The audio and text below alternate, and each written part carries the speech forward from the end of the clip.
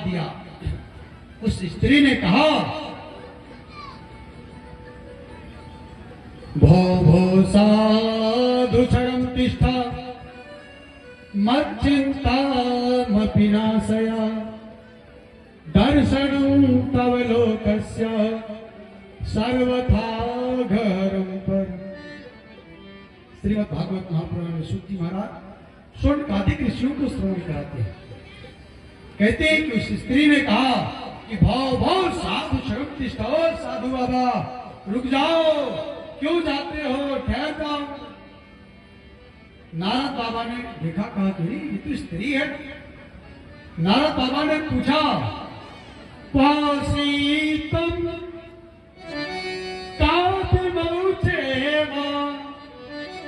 नार्या कहा पद्मलोचना। नारद बाबा ने पूछा, क्या वासी तुम कौन हो? काफी मऊ, ये दो पड़े हुए हैं रोगी, ये कौन है? ए स्त्री, तुम स्वयं कौन हो? एक कमल के पंखों के समान नेत्र वाली स्त्री बोलती क्यों नहीं? उस देवी ने कहा कि मैं भक्ति हूं, अहम भक्ति रीति ख्याता इमं मे तनयो मतौ, मैं भक्ति हूं और ये मेरे बेटे हैं ज्ञान और वैराग्य, पड़े हुए अचेत अवस्था में। बाबा, लोग जो कहते हैं कि मुझमें भक्ति है, या भक्त हूं या भक्ति करता हूं, मैं साक्षात वही भक्ति हूं। और तुम्हारे इस भारत की परंपरा को देख करके अब तो मेरा मन करता है विदेशों गम्यते मया। एक मां के सामने मेरे बेटे बूढ़े हो गए, मैं जवान हूं। इसका तात्पर्य है कि इस भारतवर्ष में कलयुग का प्रभाव हो गया है, इसलिए अब मैं यहां रुकूंगी नहीं।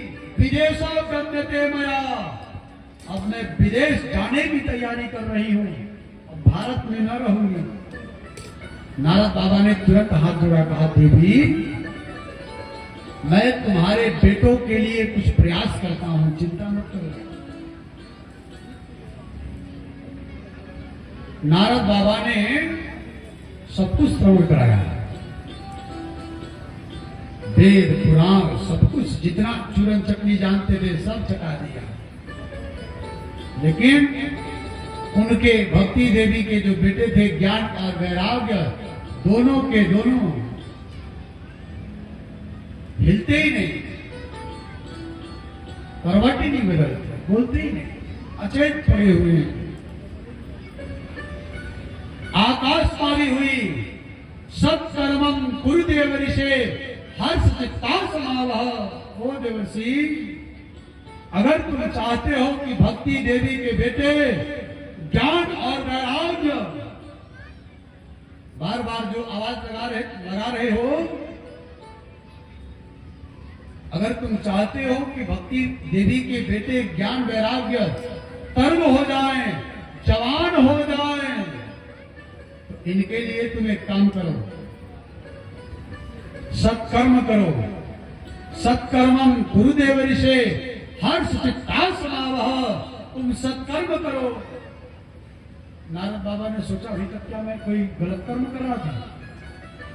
अभी तक मैंने बढ़िया काम नहीं किया क्या जीवन में? न जाने कितने लोगों का मैंने भला किया, अभी तक मैंने सत्कर्म नहीं किया। ये सत्कर्म है क्या? नारद बाबा ने भक्ति देवी से कहा कि बस थोड़ी देर रुक जाओ, मैं अपने से बड़े गुरुजनों से पता करके आता हूं। मुझसे बड़े बड़े गुरुजन हैं, मैं उन लोगों से पता करके आता हूं कि ये सत्कर्म क्या है, सत्कर्म की परिभाषा क्या है, सत्कर्म किसे कहते हैं, मैं जरा पता करके आऊं। अब नारद बाबा चले। संतों ने सुना कि नारद बाबा प्रश्न लेके आ रहे हैं। साधु लोग, साधु महात्मा ना सुने कि नारद बाबा प्रश्न लेकर के आ रहे हैं। दरवाजे पर चेले को खड़ा कर दिया है। नारद बाबा आए तो कह देना, गुरु जी इस समय मौन व्रत धारण किए हुए हैं। ऐसा नहीं है कि हमारे गुरु जी कमजोर हैं, वही विद्वान हैं, किसी भी प्रश्न का उत्तर दे सकते हैं, लेकिन अभी मौन व्रत में है, बाद में कभी आइएगा। टरकाने का उपाय, टरक जाओ। नारद बाबा पहुंचे कि गुरु जी है, गुरु जी है, लेकिन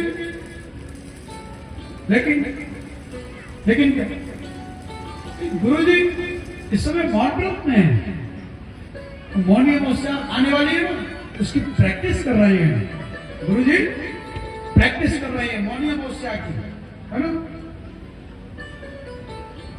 मौनी अमावस्या की गुरु जी प्रैक्टिस कर रहे हैं इस समय। आगे नारद बाबा चारों ओर पता लगाए, कहीं भी सत्कर्म का जब पता नहीं चला तो नारद बाबा सीधे हिमाचल की यात्रा की, हिमालय पर्वत की ओर चले।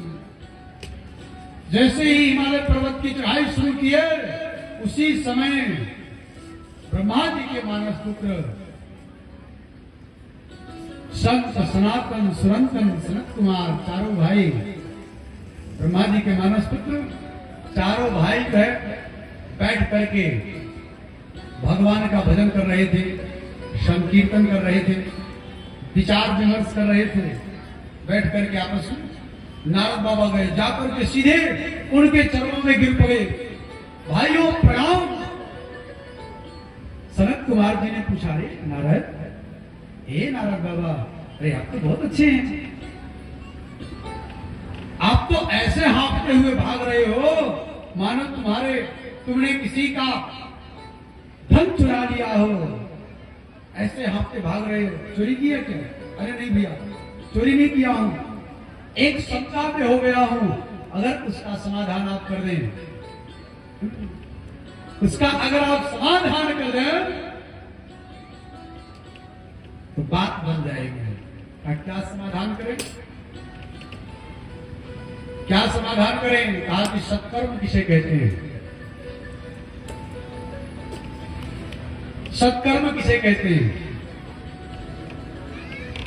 सनत कुमार जी ने कहा, रे मूर्ख आदमी, सत्कर्म का ही नहीं जान पाया, साधु हो गए और सत्कर्म के विषय में नहीं जान पाए।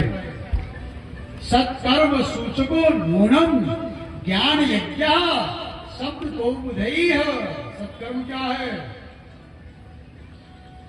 जैसे अगियाओं के ग्रामवासी, यज्ञ समिति के लोग, अगियाओं गांव के लोग, अगियाओं ग्रामवासी या आसपास के और भी ग्राम के लोग जिन्होंने चंदा इत्यादि की व्यवस्था की है, वो लोग जिन्होंने अपने इस शरीर से यज्ञ भगवान की सेवा की है, ये लोग जिन्होंने बिस्कुट खा करके भी दिन भर रसीद काट काट करके ले आए, यज्ञ समिति के वो लोग, गांव के वो लोग जिन्होंने देखा कि यहाँ पर गंदगी है, सफाई कर दिया, वो लोग, किन किन लोगों की मैं चर्चा करूं?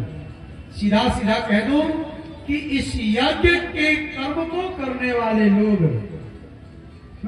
जिन्होंने यज्ञ को प्रारंभ करने के लिए अथक परिश्रम किया, वो लोग सब सत्कर्मी हैं। इसी को सत्कर्म कहते हैं।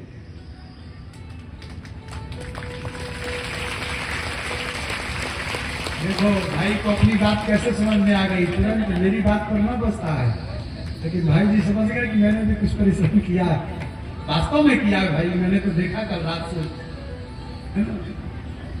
सत्कर्म यही है तो हम